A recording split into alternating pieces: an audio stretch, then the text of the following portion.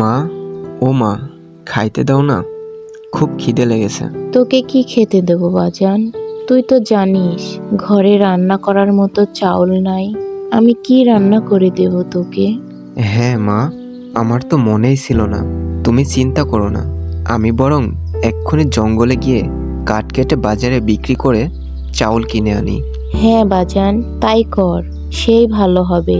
তাড়াতাড়ি বাড়ি ফিরে আসবি, তোর জন্য আমার অনেক চিন্তা হয়। তুমি চিন্তা করো না মা, আমি তাড়াতাড়ি বাড়ি ফিরবো। এই বলে রাসেল জঙ্গলে কাঠ কাটতে চলে গেল। রাসেল প্রতিদিন কাঠ কেটে বাজারে বিক্রি করে জীবিকা নির্বাহ করত। এতে মা ছেলের দুবেলা পেট ভরে খেতে পারত। জঙ্গলে কাঠ খুঁজতে খুঁজতে সে একটি নদীর কাছে পৌঁছালো।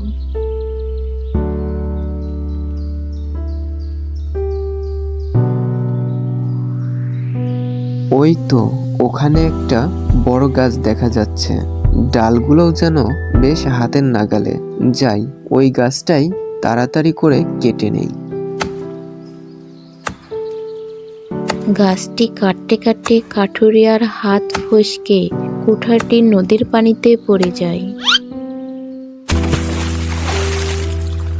যা, এই রে, এ কি সর্বনাশ হলো আমার! কুঠারটা হাত থেকে পড়বি তো পর, একেবারে নদীর পানিতে গিয়েই পড়লো।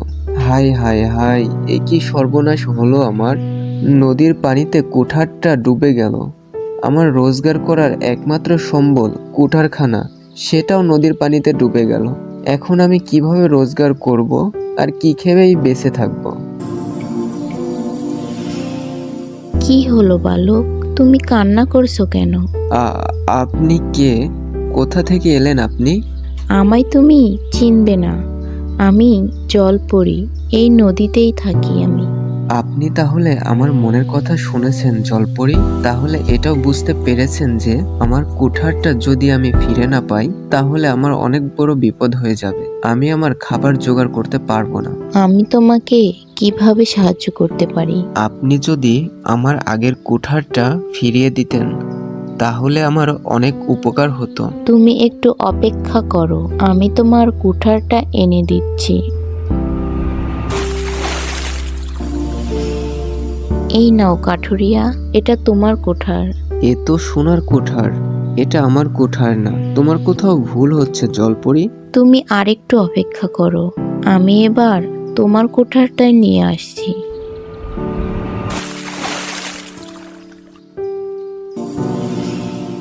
দেখো তো কাঠুরিয়া, এটা তোমার কুঠার, চিনতে পেরেছো? না পরি, এটাও আমার কুঠার না। এটা তো রূপোর কুঠার আর আমারটা লোহার কুঠার। নিশ্চয় তোমার কোথাও ভুল হচ্ছে। তুমি আরেকটু অপেক্ষা করো, আমি এবার তোমার কুঠারটা এনে দিচ্ছি।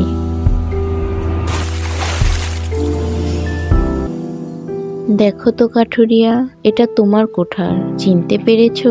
হ্যাঁ, এটাই আমার কুঠার। দিন জলপরি, আমার কুঠার আমায় ফিরিয়ে দিন।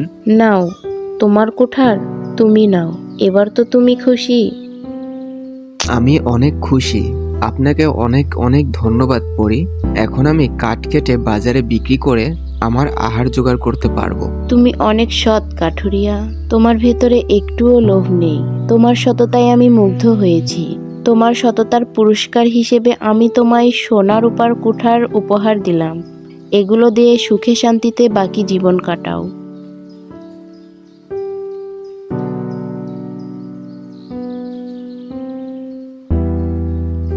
কাঠুরিয়া মনের আনন্দে সোনা রূপা ও লোহার কুঠার নিয়ে বাড়ি ফিরছিল। রাস্তার মাঝে ফারুকের সাথে তার দেখা হলো। রাসেল, তুই আজকে কাঠ না কেটে বাড়িতে চলে যাচ্ছিস কেন? আজকে আমার কুঠারটা নদীর পানিতে পড়ে গিয়েছিল, সেজন্য আজকে কাঠ কাটা হয়নি। ও মা, তোর কাছে তো দেখছি সোনা রূপোর কুঠার। কোথায় পেলি এগুলো? আমায় বল না। এগুলো আমি কোথায় পেলাম তোমাকে আমি বলবো না। আরে বল না, বললে কি হবে? আমি কি তোর সোনা রূপার কুঠার নিয়ে নিব? তা কেন নিবে? এগুলো তো সব আমার। আচ্ছা, এত করে বলছো যখন, তাহলে শোনো, তোমায় আমি সব বলছি।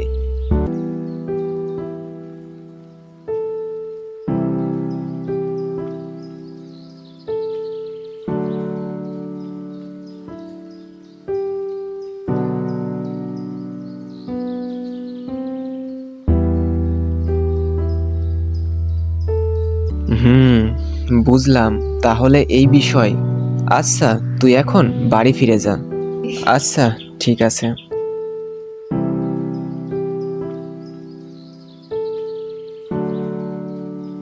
যাই, দেরি না করে তাড়াতাড়ি পা চালিয়ে নদীর কাছে যাই।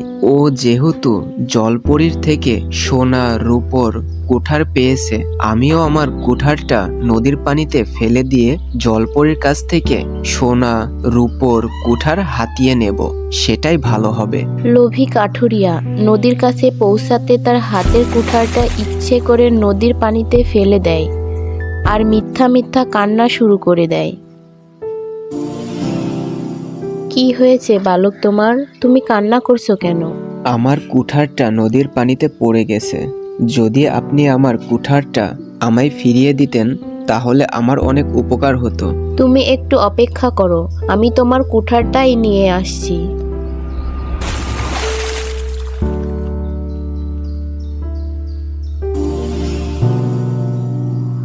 দেখো তো কাঠুরিয়া, এটা নিশ্চয়ই তোমার কুঠার হবে। চিনতে পেরেছো?